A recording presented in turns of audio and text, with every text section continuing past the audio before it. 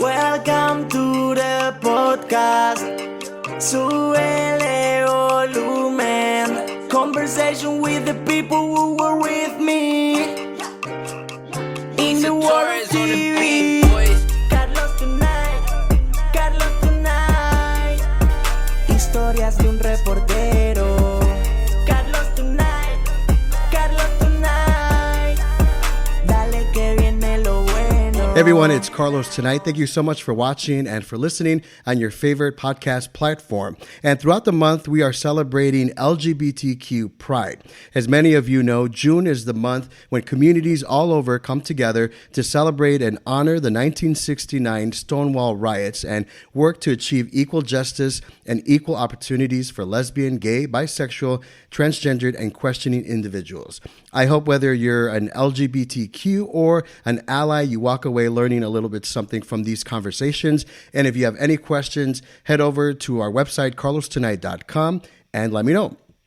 So we're going to kick things off with someone whom you might have seen on TikTok or on Instagram talking about butt stuff and queer health. He's a Mayo Clinic trained gay gastroenterologist, and he's been named a top 15 gay influencer on TikTok and has been featured in Instinct magazine, among others, and works with the app Scruff to provide sexual health education to gay and bi communities.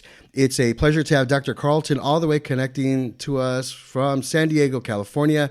Dr. Carlton, thank you so much for joining us. How are you? Hey, Carlos, I'm doing great. Thank you for having me. Yeah, thanks for being here. I do appreciate your time. I know you're busy.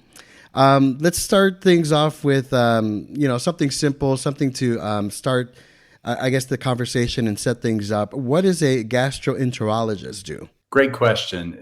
Basically, to sum it up, it's butts and guts. A doctor who does digestive health, anything from the mouth down to the anus, with your digestive tract, including your esophagus, stomach, small intestine, large intestine, rectum, your liver, your pancreas. So I see a lot of things like heartburn and diarrhea and abdominal pain, and I screen for colon cancer, and I'll investigate things like rectal bleeding. I prevent colon cancer. I look for stomach cancer, colon cancer, pancreas cancer, liver cancer. I treat hepatitis, all of it. Wow. You are busy. Yes. All right, Dr. Carlton, you have more than 258,000 followers on TikTok and more than 27,000 followers on Instagram. Why was it important for you to talk about these topics that are sensitive and often not talked about either in the media or at home? Well, I think there's such a lack of gay sex education. First of all, I grew up in South Carolina where there's really not a whole lot of sex education to begin with, let alone gay sex education. People just aren't taught to how a gay person should take care of themselves, how we should have sex, safely or as safely as possible, how to protect ourselves against HIV, how to screen for STIs properly. There's just such a lack of that information out there in the world. And during the pandemic, I have 2 kids, and my husband and I were on the couch one night, and we're like, why are the kids always watching this TikTok thing? We should check it out and see what's going on. So we did, and 4 hours later, I've learned how to cook chili. I've laughed, I've cried. It's figured out within about 7 minutes that I like hairy men of color. So it knows that I'm a gay guy really fast. So it's a pretty amazing algorithm. And I was a lurker for about a month, and then with the pandemic, I just really wasn't as busy at work as I usually am, because with what I do, a lot of it isn't pulmonary or infection related as far as respiratory infections. So with the whole COVID thing, I was kind of shut down because I couldn't do colonoscopies for screening because it just was too dangerous for the patients, and we had to spread them out pretty far. So I had a lot more time on my hands, and I was really anxious because of the pandemic. Being a doctor during the pandemic, especially that first year, was nerve-wracking because we didn't know we were going to die just going to work, So it was a really anxious time. So I started posting some videos and just, got my feet wet a little bit. I put a video up that took off, so I had enough followers to go live. And then I thought, well, what do I know that would help the community. First of all, I'm gay. I'm a butt doctor. I know I've had a lot of anal sex just because I'm a gay man who's 50 years old, So I've been around the block from that standpoint. Why don't I tell people how to do it right, how to make it more comfortable, how to make it a more pleasurable experience? Because there's a lot of tips and tricks that I know through my medical practice and through my experience as a gay man that I should share with other people. And so I put up a video about how to prepare for anal. I think I called it Butt Stuff 1 and Butt Stuff 2. And the first comment was from some housewife in Iowa who said, "Oh my God, how dare you put up a video about anal sex on a children's app? You should be ashamed of yourself." And I thought, oh shit, should I take this down? Should I just block this lady? Yeah. And so I said, you know what, I'll just block her and see what happens. So I blocked her. I turned my phone off. I turned my phone on the next morning. I had 50,000 new followers. Wow. And I realized that I had hit on something very, very, very relevant that people wanted to know about. And I thought, it's going to be a bunch of gay dudes who are following me now. I just hit the gay community. No, it was 75% women who were interested in learning about anal sex and how to prepare for it and how to make it more pleasurable, and some tips and tricks I had. So I started posting more and more things, and I kept growing and growing. And then I really started seeing the gaps in the sex education part and the sexual health part. And so I really started focusing in on a lot of the gay community stuff that I think is important for gay health. Like things we'll talk about, like vaccines and PrEP and PET and proper STI testing. And I kind of branched out a little bit to Instagram because it gives me a little bit more freedom to talk to people. Right. I think it's very important to be able to connect with my followers. They have a lot of questions they're embarrassed to ask in a public situation. So my DMs are always open. People can ask anything they want to without judgment or shame or fear that I'm going to make whatever we talk about public. Right. And that's been an incredible experience in itself, because I've had people in places like Saudi Arabia or Iran or, other countries throughout the world where being gay is a crime. Right. Telling me, hey, listen, I've got this going on. If I go to the doctor about it, I could get executed. So is there any way that you can help me with what's happening? And that has been very humbling. And that's something that a lot of people don't know about what I do is I really help a lot of people behind the scenes who otherwise don't have access to care. Right. And Dr. Carlton, when we hear queer health, I think a lot of people think about HIV, the human immunodeficiency virus, but queer health is a lot more than that. Tell us about the basics LGBTQ people should be aware of. Absolutely. Well, start off with vaccines. Obviously, with the whole COVID thing, we've been scrambling to get our COVID vaccines and our boosters properly. Depending on how you feel about that, I think it's the right thing to do. But obviously, there are some things that happen in the gay community that are more common than happen in other communities, like hepatitis A and hepatitis B infections. Hepatitis A is usually spread through rimming. Hepatitis B is spread just like HIV through blood and body fluids. There's vaccines for both of those things, so you can get those and never have to worry about having hepatitis A or hepatitis B, which is amazing. The other thing that I think is important, as you've recently seen in the news in Florida, there's a meningococcal scare. Meningococcal meningitis is deadly in up to 20% of people who get infected. And because gay and bi men in particular kind of group, it's a mouth-to-mouth kind of thing, and because of the way we play, and because a lot of times we're grouped together in bathhouses or in saunas or in gyms or bars and kissing and other stuff, it can spread really rapidly through our community. There have been scares in New York and Chicago and LA back in the mid 2000s. The MEN-ACWY vaccine lasts for 5 years. So if anybody was vaccinated back then for this condition, it's 2022 now. So it's time for an update on your vaccine for meningitis. I haven't heard much about the meningitis scare since it originally came out about a month ago, but it's definitely something. I got my meningitis vaccine today as a booster because my last vaccine was in 2016. Yeah. So, and then we talked about Hep A, Hep B, and meningitis. The HPV vaccine, I think, is also important for our community. A lot of people think that HPV vaccines go to 12-year-old girls to prevent cervical cancer, but HPV is important because HPV causes anal cancer too. It can cause throat cancer, and we put stuff in our butts and our throat, right? And there's a lot of HPV out there, and so the virus that causes anal warts and genital warts, there are certain subtypes that the Gardasil vaccine covers that help prevent cancer. And that's really important if you're HIV positive, because there's a multiplied factor of 70 times risk for people who are HIV positive to get anal cancer if they're also co-infected with human papillomavirus. So,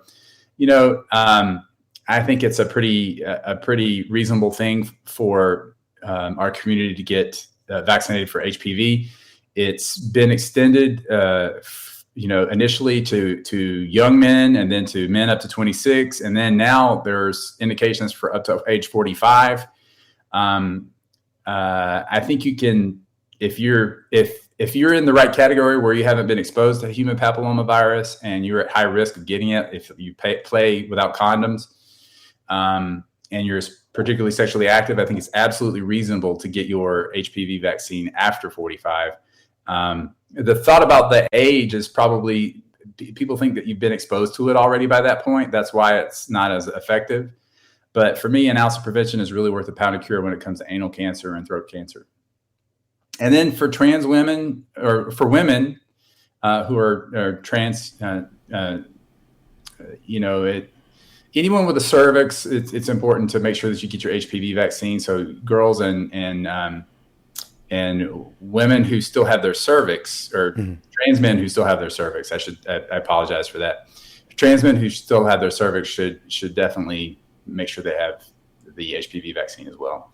So I think, those vaccines in particular are part of our overall healthcare. Another big issue is with our STI testing.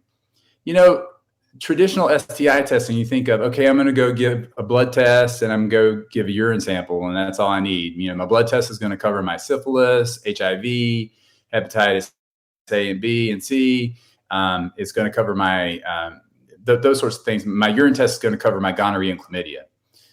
Not so fast. Gonorrhea and chlamydia are infections that happen where you play. So if you get infected in your throat from oral sex, or in your butt from anal sex, and you aren't infected anywhere else, if you just give a urine test, you're going to miss that gonorrhea or chlamydia infection. And what's important about that is it can, systemically affect you, but also it's easily passed on to others in the community if you aren't treated. So it's important as part of our overall healthcare to make sure you get checked where you play when it comes to our STI checkups. And a lot of people are completely clueless about that. I had a guy who said, "Oh my God, I've been bottoming for 30 years and nobody ever checked my butt for gonorrhea or chlamydia." So, you realize how kind of homophobic our medical care is, because this is pretty basic stuff that should have been recognized by now. Yeah. I've been reading a lot about the advancement in medicine for HIV, and something that also I was reading about PrEP. Can you tell me what that is and how it prevents the spread of HIV? Yeah, PrEP is something I think that anyone who is in a non-monogamous mode of sexual activity, PrEP is a medication that you take. And there's a lot of ways to take it, and we'll go through that. But PrEP is a medication that you can take on either a daily basis or on an on-demand basis that will prevent HIV infection. It's pretty amazing. Daily Truvada, daily Descovy pills have over a 99% effectiveness rate at preventing HIV, and that's even without condoms. I mean, I'm not telling you to avoid condoms, but I'm saying that's a remarkable change from the 80s when people were dying from HIV infections. Now you have the chance to even prevent even getting it by just taking a pill every day. So there are a lot of ways to get PrEP, a lot of ways to get it for free. Even if you don't have health insurance, there's some ways to get that for free. Is this something we talk to our doctor, or we visit like a community Yeah, center? if you have insurance and you have a primary doctor, you can talk to your primary doctor about getting on PrEP. There are some tests that need to be done because the side effects of Truvada in particular include kidney dysfunction. So they check blood tests on a quarterly basis to look at your kidney function to make sure you're not getting in trouble with your kidneys. Some bone density decrease. The new Descovy tablets that have come out are lower dose and have less of that. So a lot of people are switching from Truvada to that. But there's also a new method of taking PrEP where if you're not really that sexually active and you don't really have much of, and you're able to plan for sex, you can take it in a method called 211, which is not FDA approved yet, but it's used frequently in places like Europe and Australia. So say you're got a hot date on Friday night, at least 2 to 24 hours before your big date, you take that first two pills of Truvada, and then 24 hours after that, you take another pill, and then 24 hours after that, you take another pill, and you continue that until you've taken at least 2 pills after that encounter on that every 24-hour basis. So if you're only having sex once a month, you only need to take 4 pills in a month rather than 30 or 31. So especially people with kidney issues, it may be a way to really avoid some of the risk of kidney damage. But again, you have to play exactly by the letters on that. The effectiveness has been rated at about 97+% on that method. It is a lot more convenient, but again, you have to plan. You have to be able to plan for it. You have to follow the instructions, because if you miss a dose, you're really putting yourself at risk. It's not advised for people who have a vagina because the tissues don't get enough of the dose there quick enough to be effective against HIV infection, but it does hit in the rectum and penis fine. So I was about to ask you if it was available for people, allies in the community. Yeah, absolutely. PrEP is for everybody now. So you don't have to be, if you're sexually active and you ever don't use condoms, ever, or if there's some times where you slip up, it's a smart thing to do, because it really is effective at preventing HIV. Yeah.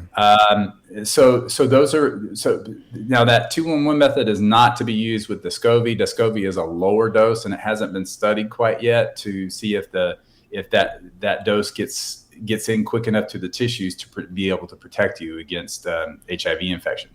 So you've got Truvada, Truvada and Descovy daily. You've got Truvada 211, and there's a brand new PrEP coming out, which is even more exciting. It's going to be a little bit hard to get in the beginning, and I actually had a discussion with our local AIDS Health Foundation today about this drug. It's called Cabenuva, or cabotegravir. Another name for it is Apretude. So this is an injectable medication. You take 1 injection every other month. That's all you need. So no daily pill. You don't have to remember to take a pill. You just do an injection every other month, and you're covered. And it's over 90. It's even better than Truvada as far as the response to PrEP, because a lot of times if you're on a daily PrEP regimen, people forget pills. I'm human. I take blood pressure medications, or other medications. I forget sometimes, So having that injectable medication as an option is really exciting. And like I said, 99% plus prevention of HIV. So lots of methods for preventing HIV through pills, and that's what PrEP is, or the injection. Obviously, the most important way to protect yourself is with condoms. Condoms prevent against HIV and other STIs. PrEP only prevents against HIV.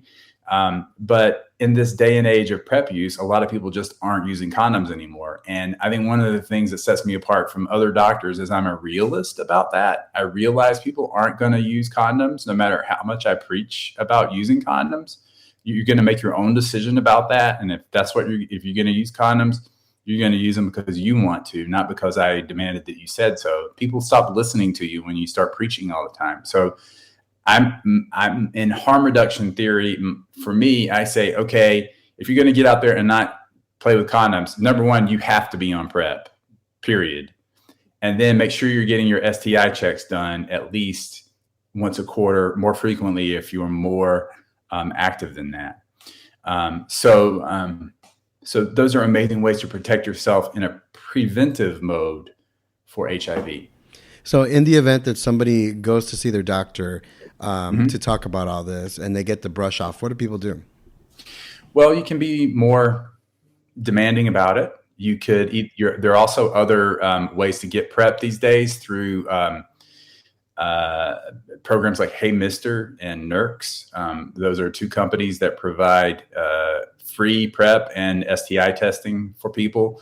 I think that's pretty amazing because I grew up in South Carolina, and I have friends who live out there who don't have access to doctors who have a clue about what PrEP is.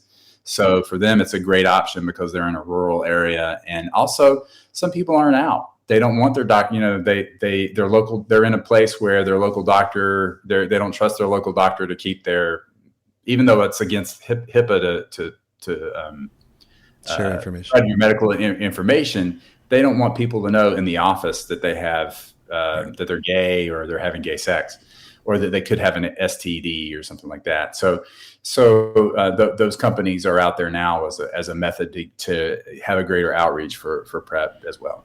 What's the process like to find a doctor who is LGBTQ friendly or LGBTQ? Well, there's a lot of ways. I think, first of all, if you live in a bigger city where there is a big gay population, you talk to your gay friends and say, hey, who do you go to? Who do you like? Who do you not recommend?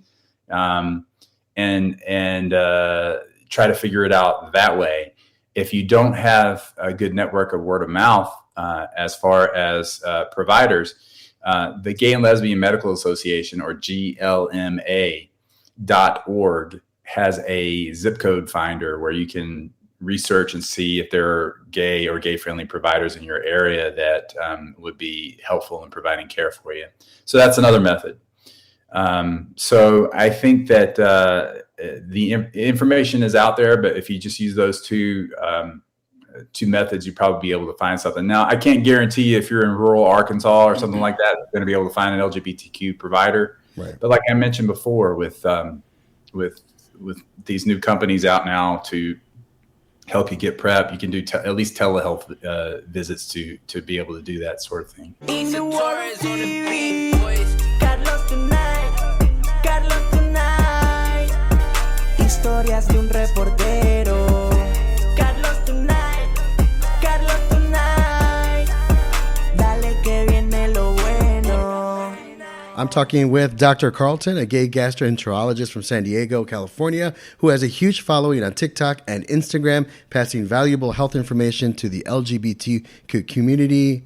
And I cut you off. I'm sorry. What were you saying? Oh, no, that's good. Hey, I also wanted to say, hey, sometimes people aren't on PrEP and they mess up. And there is something you can do within 24 to 72 hours after an encounter where you messed up that can help prevent HIV.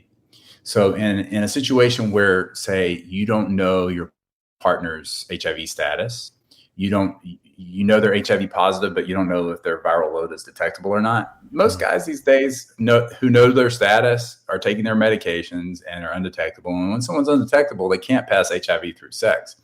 Undetectable equals untransmittable. U equals U.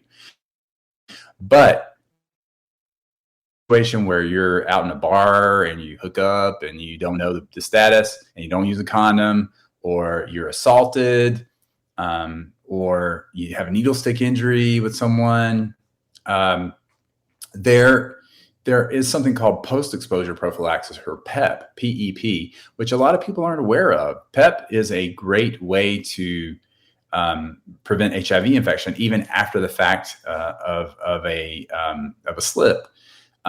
So you have to go to your local doctor, or even like in San Diego, we have the AHF, where you can go right into their office and say, hey, I messed up. I'm not on PrEP. I had an experience with someone. I don't know their HIV status.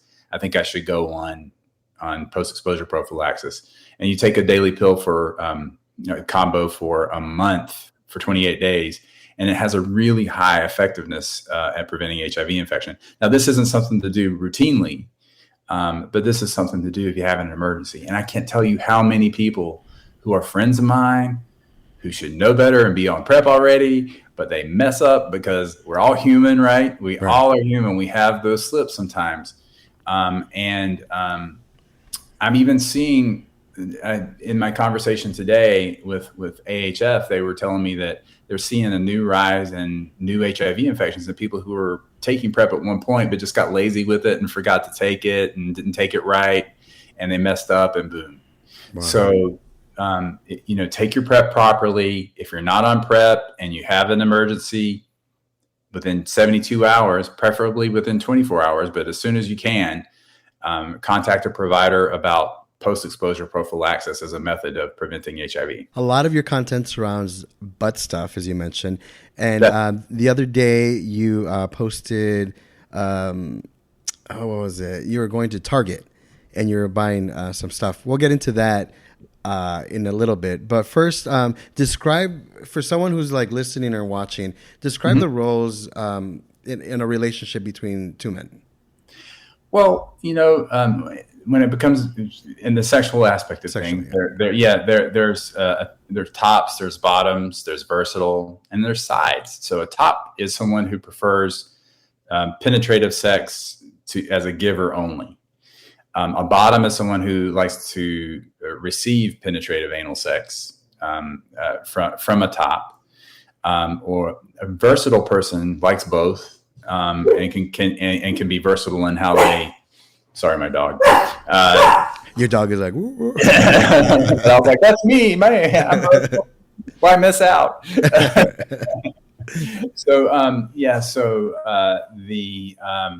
And then there's people who don't like penetration at all. And those are sides. People who like to cuddle, people who like to, you don't have to have penetrative sex for that. So, and there's a new term for that my friend Joe Court termed called sides, a side, top, bottom, verse, side.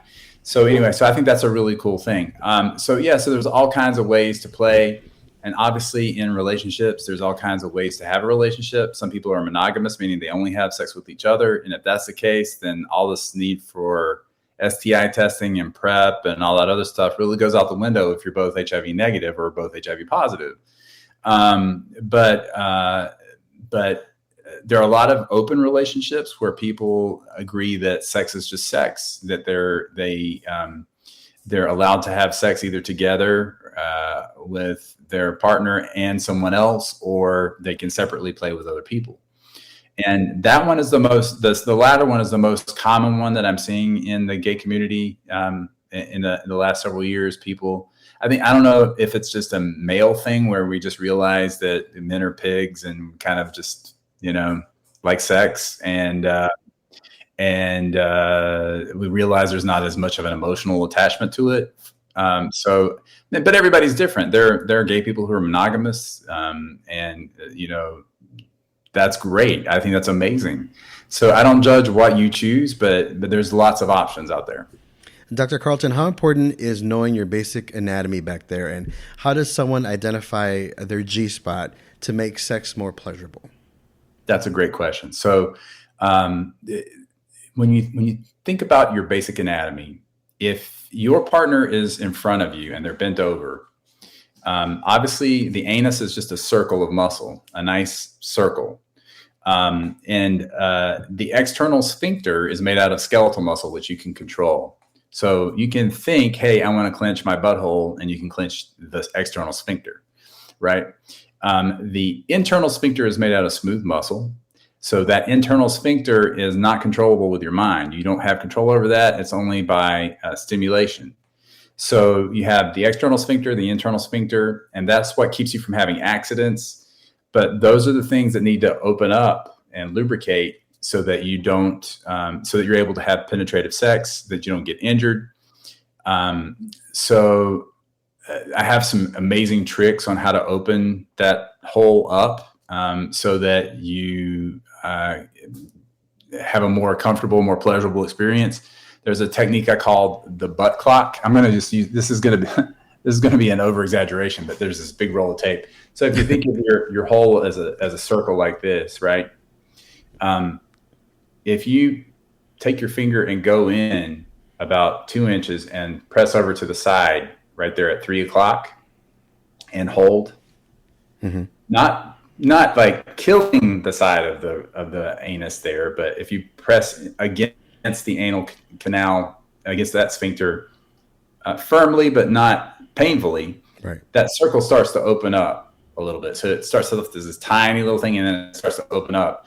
So if you move then over to 9 o'clock or down to 6 o'clock or up to 12 o'clock and hold those positions for about 30 seconds each, that hole starts to open up gradually, and you can keep going around and around and around until things really open up. So that's one of my big tricks about opening your hole. Your G-spot is your prostate gland. Your prostate gland is located just inside about 2 inches in. So if your partner is bent over and you're behind them, you go in and down. So it's at 6 o'clock. So right there. And so that'll be the prostate gland right at 6 o'clock.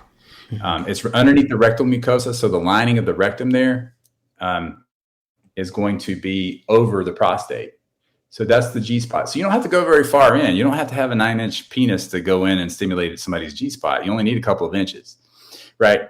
Now, if they're on their back and they're facing you, then that's going to be up at 12 o'clock.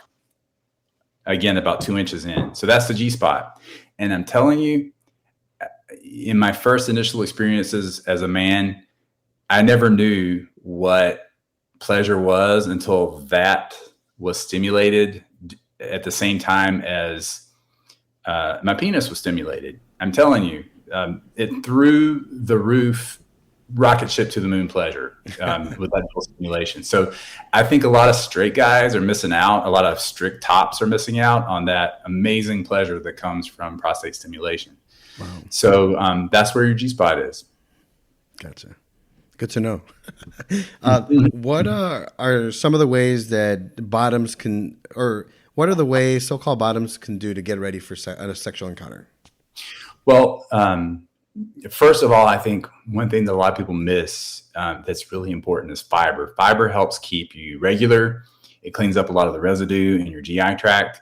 You know, your large intestine and rectum, they process poop. So poop normally comes out of there. So in order to be clear for anal sex, you need to make sure that your bowels are empty in that area, or otherwise you risk an encounter that becomes embarrassing or very smelly or just not, something that you can't continue to do. So some people can get away without douching. They just do fiber and poop and they do a little rinse and they're fine. Other people need to cleanse their rectum with a water solution. That's called douching, or anal douching, or rectal douching. There's a lot of different ways to douche. My advice is not to overdo it, because if you overdo it, you can put way too much water that goes in up above that 8 inches of rectum that you have. There's a sharp turn there called the rectosigmoid junction, which is what is also known as the second hole among fisters. So it's a deeper turn. That is the site of a lot of injury for people who just shove something in there, especially like people who are high on meth or something and they shove a toy up there. It goes right through that sharp turn because they don't give it enough time to relax and make the curve. But that curve also happens if you're using a high-powered water solution to go up and around like a shower shot.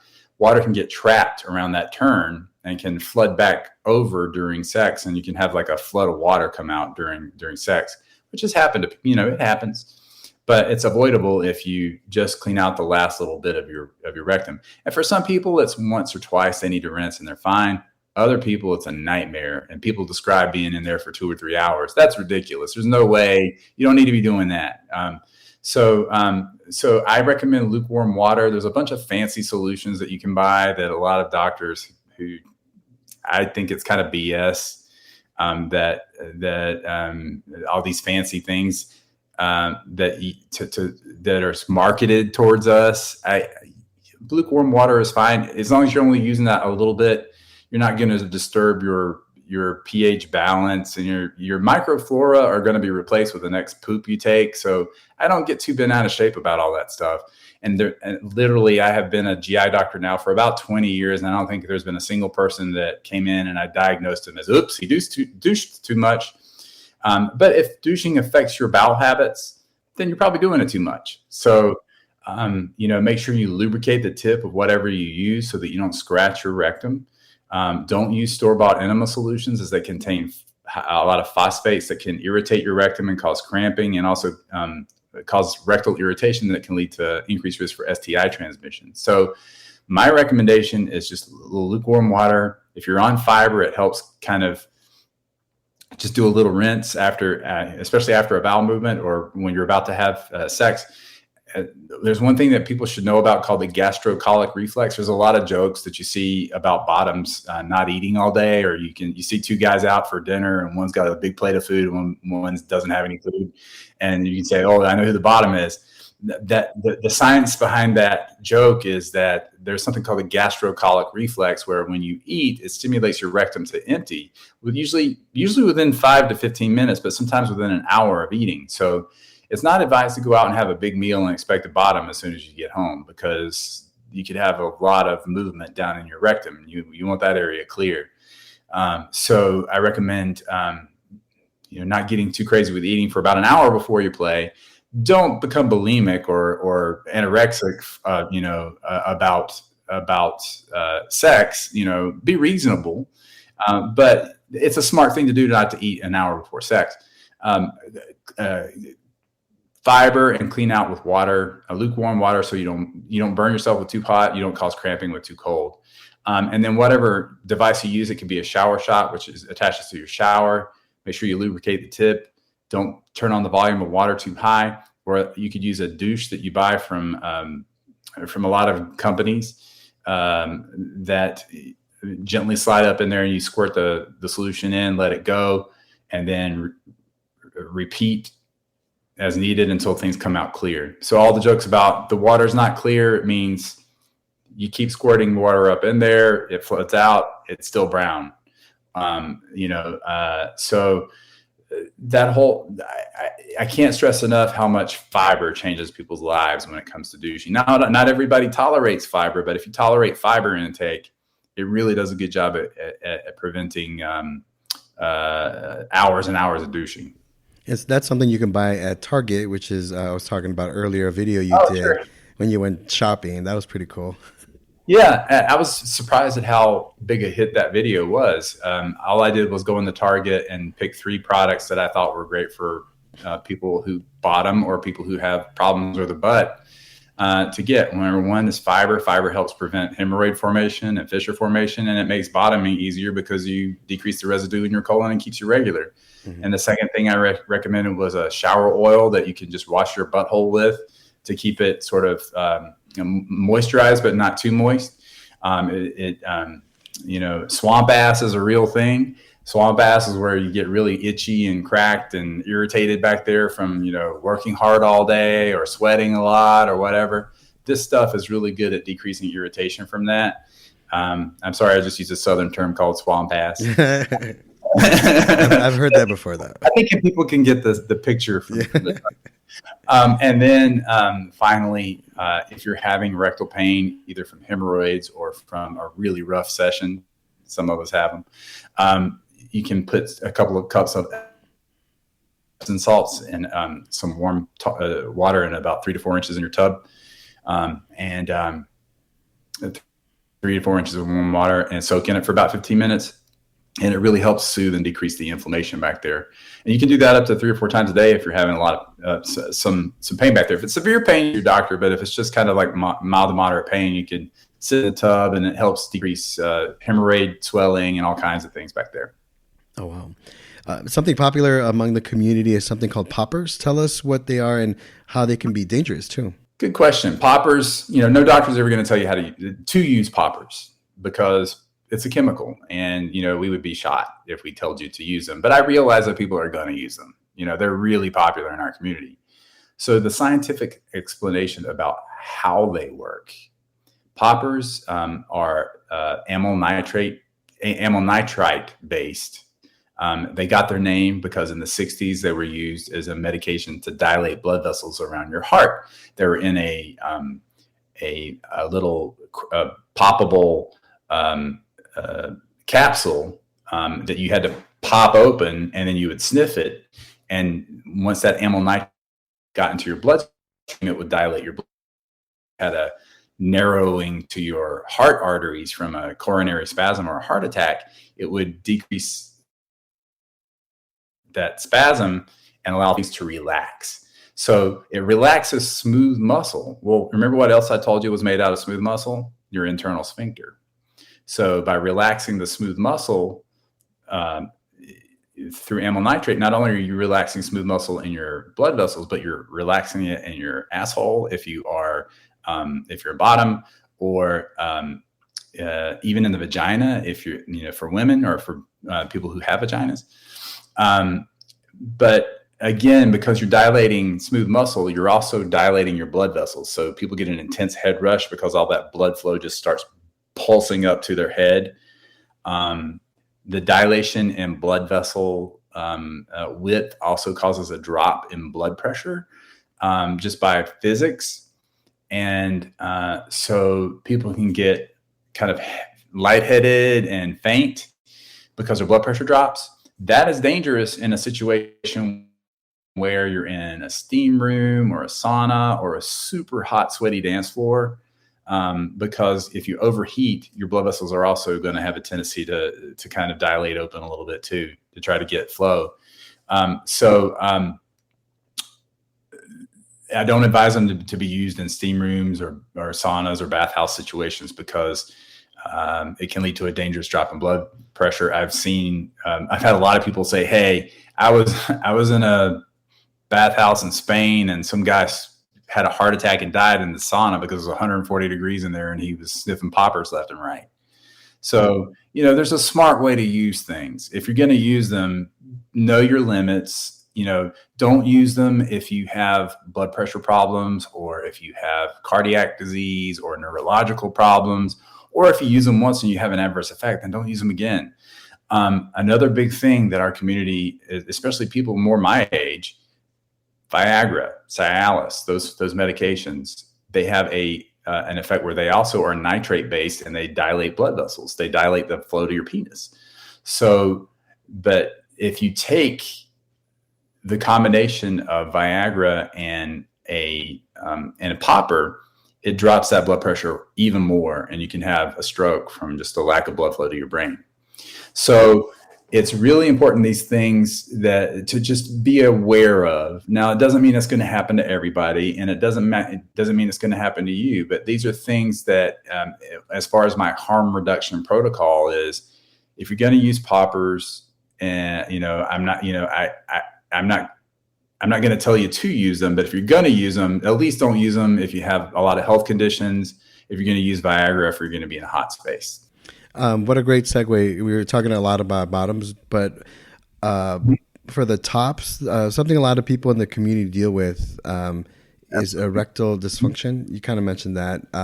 What does erectile dysfunction, is it caused by weight, food? Well, a lot of factors, excuse me, a lot of factors happen with erectile dysfunction, including blood flow. So it's basically a blood flow condition to your penis, so that your penis isn't getting enough blood flow to the vessels in there to dilate enough to give you a good rock hard penis for a penetration event. And sadly, with butt stuff, you need a good hard penis usually to be able to penetrate, because that sphincter is so tight. It's kind of hard to get in there if you don't have a hard penis. So erectile dysfunction, a lot of factors, including anxiety.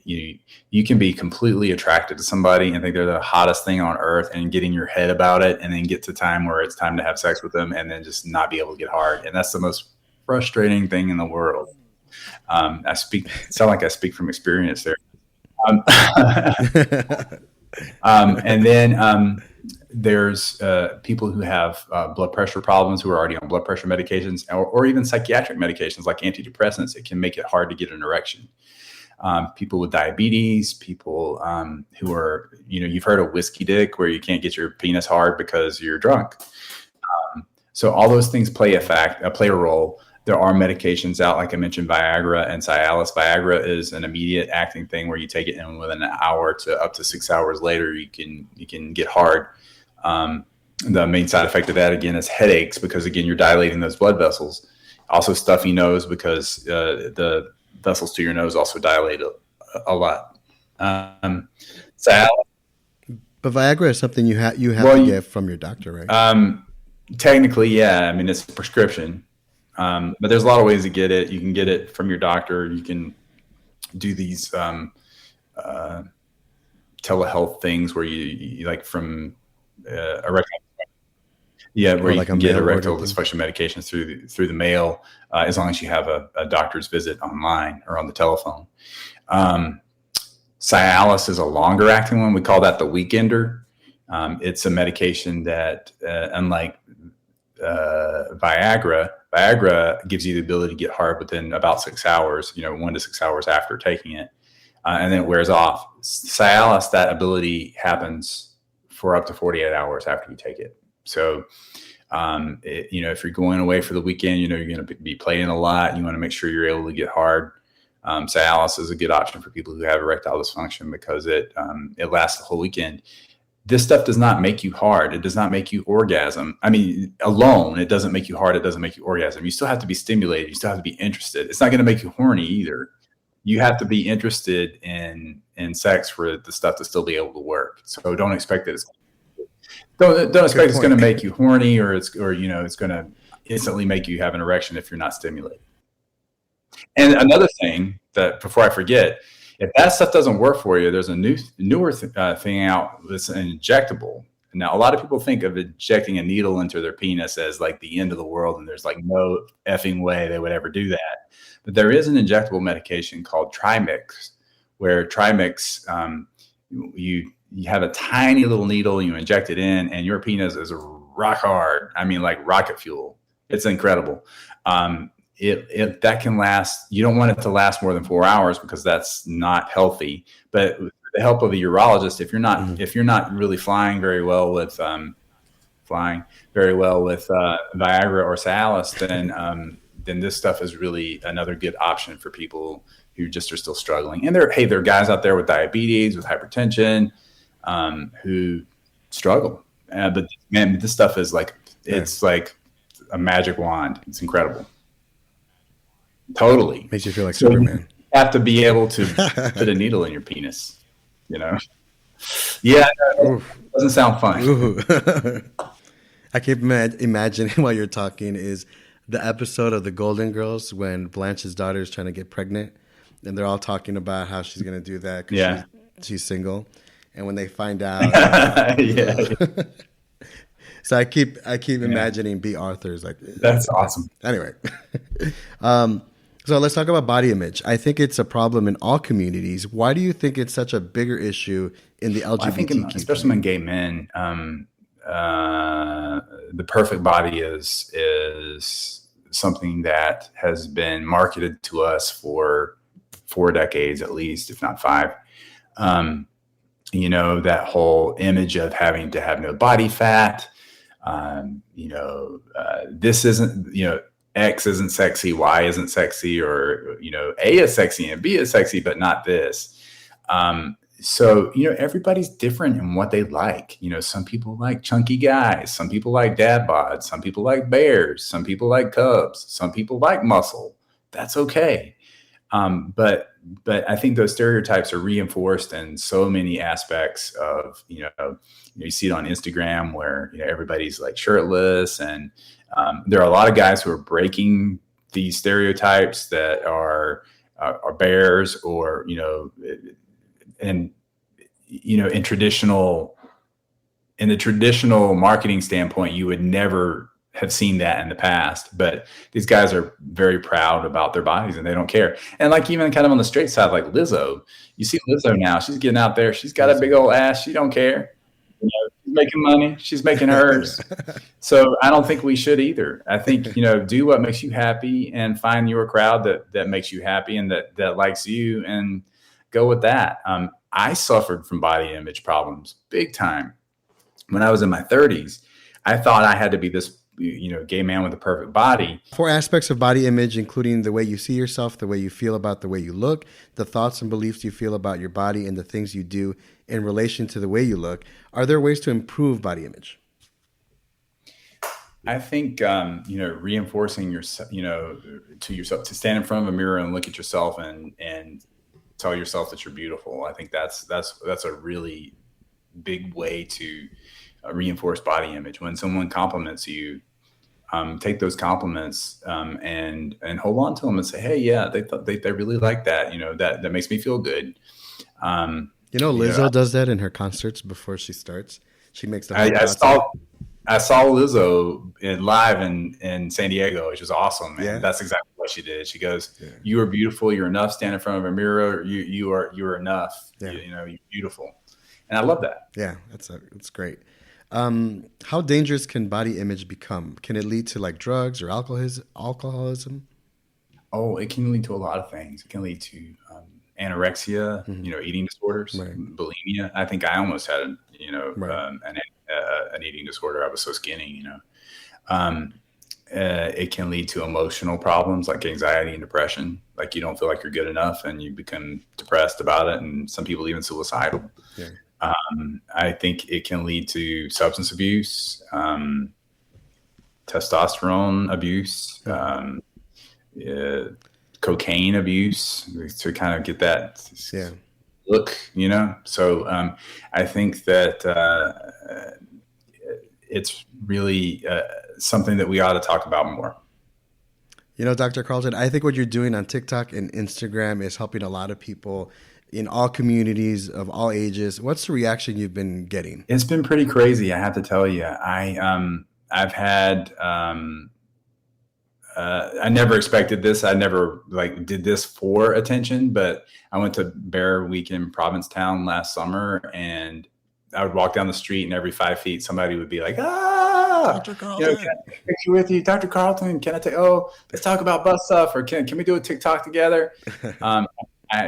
That's great. I mean, the fame part of it, I don't consider myself famous. I consider myself gamous because only gay people have a clue who I am.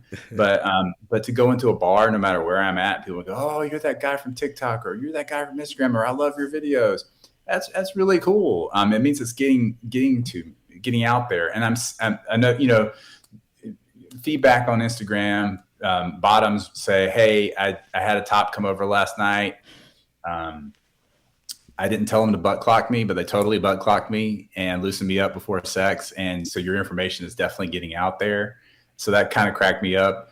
I had one guy get a tattoo of me, and I didn't know whether to be terrified about that or to celebrate that. Yeah. It's kind of like a rock star thing, Yeah. But that was kind of cool. Yeah, cool. But I think the funniest thing that's ever happened was I was in Provincetown during Bear Week, and I crossed the dunes where, the guys are playing in the dunes. And I was just crossing the dunes to go pee, I promise. Scout's honor. These two guys were going at it big time in the reeds. And I walked within about 6 feet of them, not realizing they were there. And they just stopped mid-thrust and said, "Oh my God, we love your videos." I was like, carry on, boys. Carry on. Wow. That was pretty awesome. And then, I was in New York City not too long ago with my kids who were 17, who think I'm not cool at all. Got stopped on the street in New York City by some fans, and they're like, "Wow, okay, this is kind of cool," Yeah, that's doing it. Cool. Yeah, it's been great. People really appreciate it. People are hungry for the knowledge. People in places where they can be executed are really grateful and thankful for the resources. Absolutely. Yeah. Yeah. And so now it's just a matter of kind of moving forward from this point and trying to spread the message more. Yeah. Or you're changing a lot of that and, motivating, inspiring people. Tell us how we can connect with you. Where can we find you? Yeah. Well, my TikTok is Dr. Carlton, all spelled out, DoctorCarlton. Same for Instagram. My Twitter is Dr. and Carlton separated by an underscore because the other thing was taken by the time I got to it. I do a lot of events. I was a headliner for Austin Kink Weekend in Texas over the April holidays. There's going to be some other live events coming soon, including one in San Diego. I'll keep people up to date on my Instagram and TikTok about what's happening. Certainly do lives with Scruff. That's been an amazing aspect of this as well. Scruff wanted me as their sexual health expert. Mm-hmm. So I go live on Scruff apps, Instagram, and I do TikToks and Instagram reels for them to educate the community. So you can catch me there. But hopefully there's a lot of things I can't talk about yet because they aren't signed, but There's a lot of exciting things happening coming up, and keep your eyes out. That's so awesome. Dr. Carlton, thank you so much for your time and your insight. I really appreciate it. God bless you and happy Pride. Thank you, Carlos. Happy Pride. Conversation with the people who were with me. In the world TV. Carlos tonight. Historias de un reportero. Carlos tonight. Dale que viene lo bueno. And that's a wrap. Thanks so much for watching and, of course, for listening on your favorite podcast platform. This episode was written and produced by yours truly, Carlos Correa. My theme by Sken, Galis. Visit carlostonight.com for the very latest on the podcast, see upcoming guests, and check out past episodes. That's carlostonight.com.